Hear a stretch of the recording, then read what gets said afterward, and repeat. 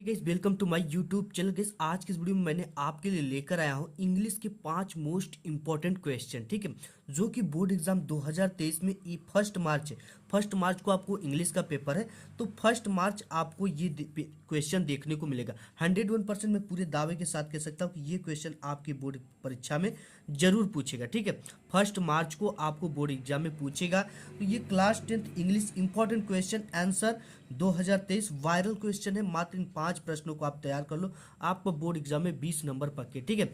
और एक ट्रिक भी बताऊंगा कि बोर्ड एग्जाम में आपको किस तरह से क्वेश्चन के आंसर लिखने का जो सही तरीका होता है वो क्या होता है, ठीक है।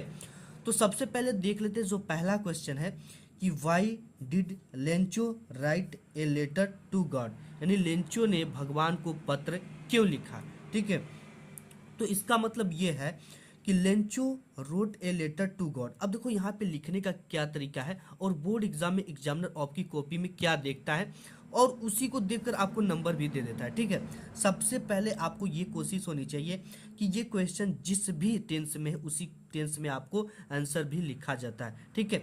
जैसे आपको क्वेश्चन से ही आंसर बनाना है, जैसे यहाँ पे लेंचो, यहाँ पे राइट, ठीक है। ये पास्ट इंडिफिनिट टेंस है तो इसे पास्ट इंडिफिनिट में ही बनाना है, ठीक है। यहाँ पे जैसे डिड लगा है तो यहाँ पे इसका जब आप ना इसका जब सिंपल सेंटेंस बनाते हो तो इसमें क्या लगता है, वर्ब का सेकेंड फॉर्म लगता है, ठीक है। तो आपको डिड हटाकर और यहाँ पे इसका क्या कर देना है, सेकेंड फॉर्म कर देना है। तो लेंचो यहाँ पे राइट का second form wrote a letter to God. तो वही चीजें यहाँ पे लिखा गया है कि Lencho wrote a letter to God because, ठीक है, लेंचो ने भगवान को पत्र लिखा क्योंकि his crops had been destroyed by the hailstorms, ठीक है। हेल स्टॉर्म्स मतलब होता है, क्या होता है आपका ओला वृष्टि, ठीक है।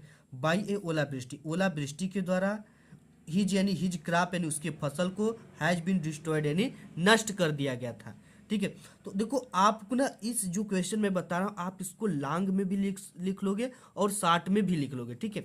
इसलिए मैं थोड़ा सा एक्स्ट्रा आपको बता रहा हूँ, लेकिन ये भी जरूरी है कि आपके बोर्ड एग्जाम में 60 भी क्वेश्चन के 25 से 30 वर्ड लिखने होते हैं, ठीक है।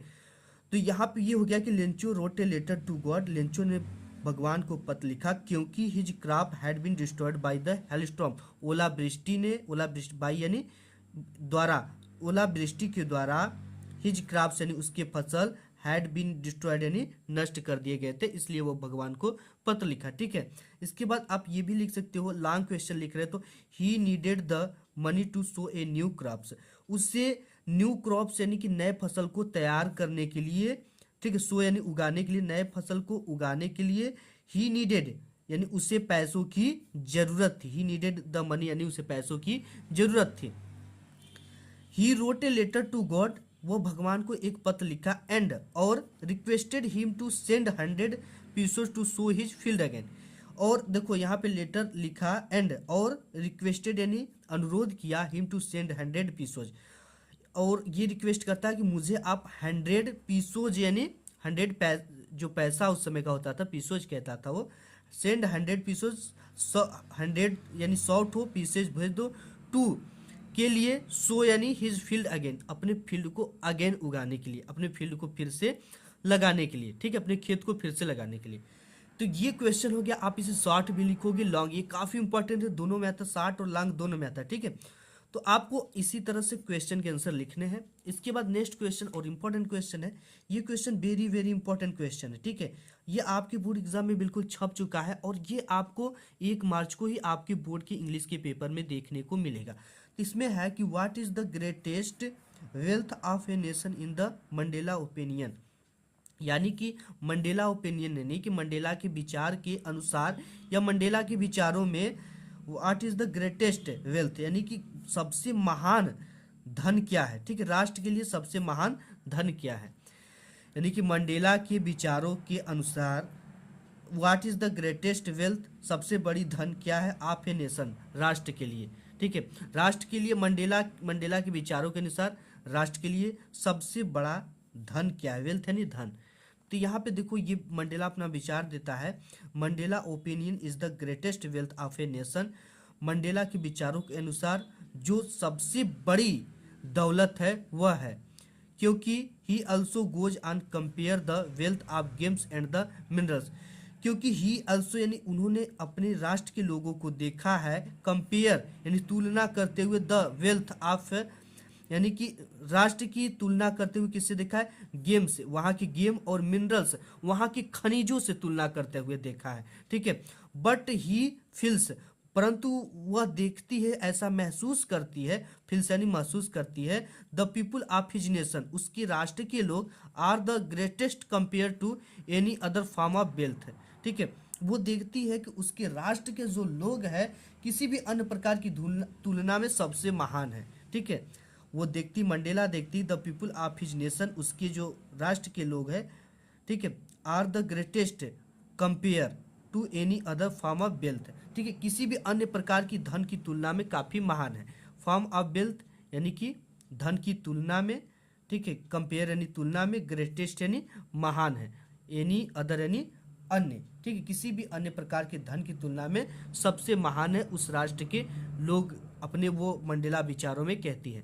नेक्स्ट क्वेश्चन और इम्पोर्टेंट क्वेश्चन है कि what does any prank say about her father and grand mother in her diary, यानी कि जो अनी प्रैंक थी इन हर डायरी यानी अपने डायरी में वह से यानी क्या कहती है, अबाउट, अबाउट यानी बारे में, हर फादर अपने पिता, एंड हर ग्रैंड मदर, ठीक है, अपने दादी माँ के बारे में क्या कहती है, यानी कि जो अनी प्रैंक लड़की थी इन हर डायरी, अपने डायरी में क्या बताना चाहती है अपने पिता और अपने दादी माँ के बारे में।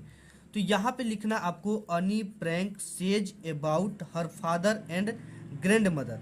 अनी प्रैंक जो है अपने पिता और अपने दादी के इन हर डायरी, अब डायरी में बताती है, she states that her father was the most adorable father, ठीक है, वह कहती है, सी स्टेट्स यानी वह बताती है, दैट हर फादर अपने पिता के बारे में, was the most adorable father, उसके जो पिता थे, मोस्ट यानी कि बहुत अच्छे, एडोरेबल यानी प्यारे पिता थे, ठीक है। वो अनी प्रैंक अपने डायरी में बताती है कि जो उसके पिता थे, हर father was the most adorable यानी कि मोस्ट एडोरेबल मतलब बहुत ज़्यादा प्यारे पिता थे। सी हैड ईवर सीन, वह कहती कि मैंने उन्हें कभी देखा था, ठीक है, ही सी हैड ईवर सीन, वो कहती है कि मैंने उसे कभी देखा था।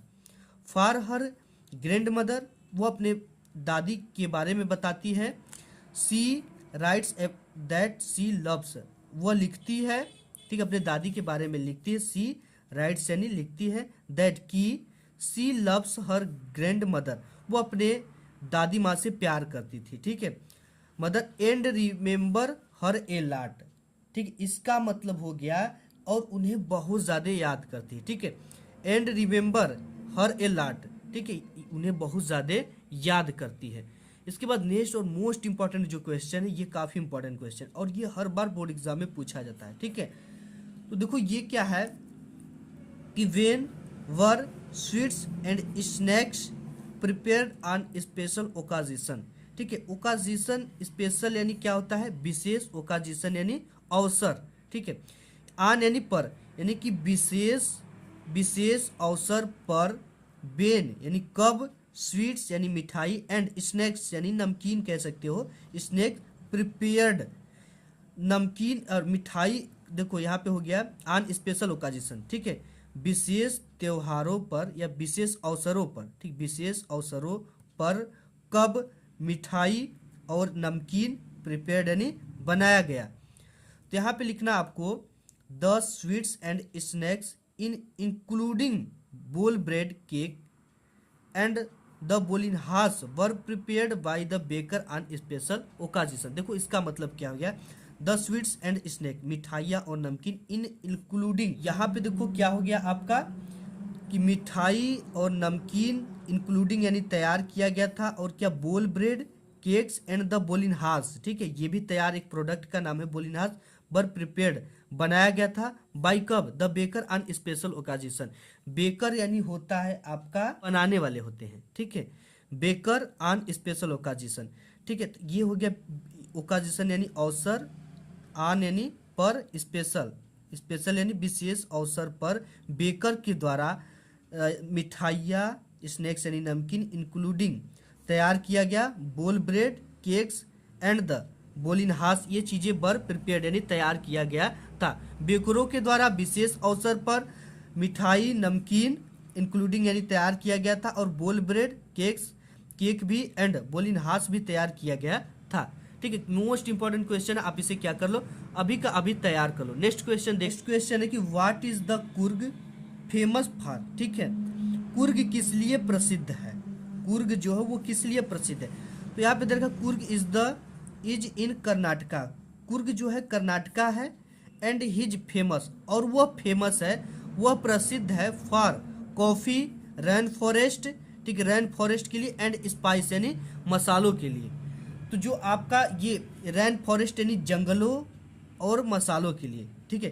कुर्ग इज इन कर्नाटका, कुर्ग जो है कर्नाटका है, एंड और इज फेमस फॉर, यह फेमस है कॉफ़ी के लिए, रैन फॉरेस्ट जंगलों के लिए, एंड मसालों के लिए, स्पाइस यानी मसालों के लिए।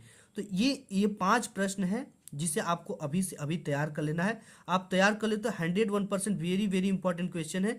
आपकी बोर्ड एग्जाम 2023 1 मार्च को ये पेपर में आ रहे हैं। ठीक है, तो आप इसे अभी का अभी तैयार कर लो। तो आज की इस वीडियो में बस इतना ही, मिलूंगा एक नेक्स्ट वीडियो में, तब तक के लिए धन्यवाद।